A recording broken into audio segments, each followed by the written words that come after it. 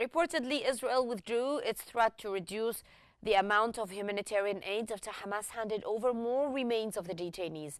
How do you read this news from Washington's point of view? First of all, good morning. Thank you very much for having me. Always Greetings a to you, pleasure. your in Cairo, and your audience. There are two readings, of course, for this kind of behavior, if you will, from the Israelis. Number one, it's very clear that the Israeli government is under severe restraint from the United States to resume the war on Gaza.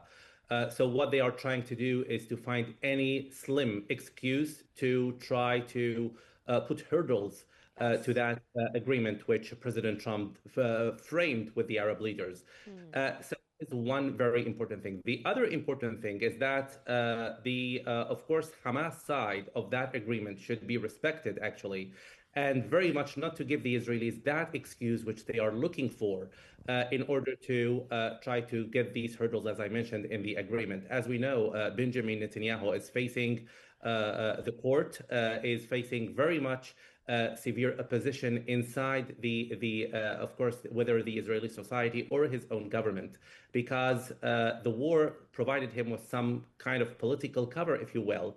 Uh-huh. So now he is, after this peace agreement, he is very much exposed Yes. internally in his government and in front of his people. So Yes. what is very important to do now is very much try to commit, and I'm speaking about the Hamas side, to this agreement very much in terms of number one, returning of course, the remain of the dead hostages back as soon as possible. If needed, of course, some logistic assistance will be provided from some Arab countries in order to find these remains, number one. And number two, try to commit to the process of disarming as soon as possible. There is no doubt that the disarming of Hamas is not only an American demand, but also an Arab demand, which worked with President Trump on framing this agreement.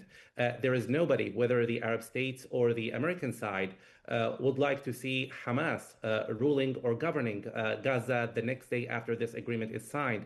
And as you know, one message Hamas tried to deliver, and that was a very, in my opinion, wrong decision, was to try to reassert its power in Gaza after that agreement was signed by executing some Palestinians, saying that they were collaborating with the Israelis. That was not a very good sign. And if somebody is going to benefit from this, it's going to be Benjamin Netanyahu. So it's very much important to read that the Americans are putting the Israelis under very much severe pressure to commit to this agreement. So it's very much important for Hamas to commit to its side, as I mentioned, by returning the hostages and not the remains of the hostages, of course, and not give Benjamin Netanyahu any kind of slim margin to try to escape from his commitments and responsibilities. Uh-huh.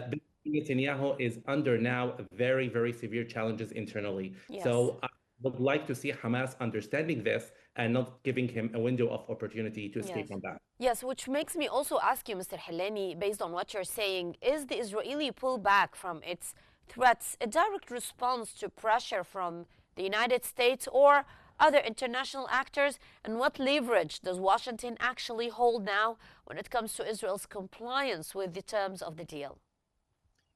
That's a very important question. I will say there is pressure from the United States and, of course, from the international community. However, we know the Israeli government weighs a lot on the American pressure. So what is going to happen? Of course, there will be no way that Benjamin Netanyahu, after even signing on this agreement, will try to escape from his commitments, which he gave personally also to President Trump in his last visit here. So we understand that that pressure is actually unprecedented, which President Trump put on the Israeli Prime Minister. And even the Washington Post here in Washington said that the president, meaning Trump, squeezed. They did not use the word pressure, actually. They used the word squeeze Benjamin Netanyahu in order to That's sign. even stronger word than E- pressure. Exactly. So what we have here is that the Israelis are unable, and I'm speaking, of course, about Benjamin Netanyahu here, is unable to find a margin of escape as far as there is of course, commitment by Hamas. The reason is this.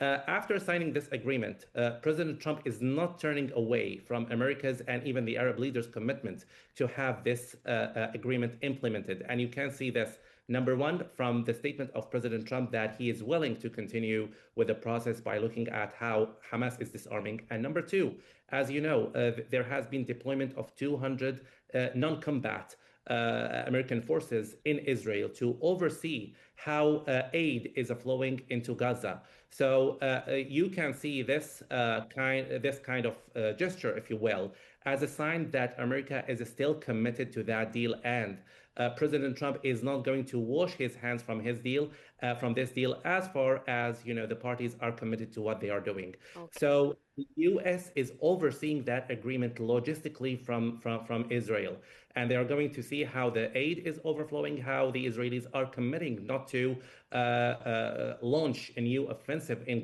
Gaza. So this is why I see that as far as Hamas is committed to its side of the agreement, the Israelis, in my opinion, are going to stick to it.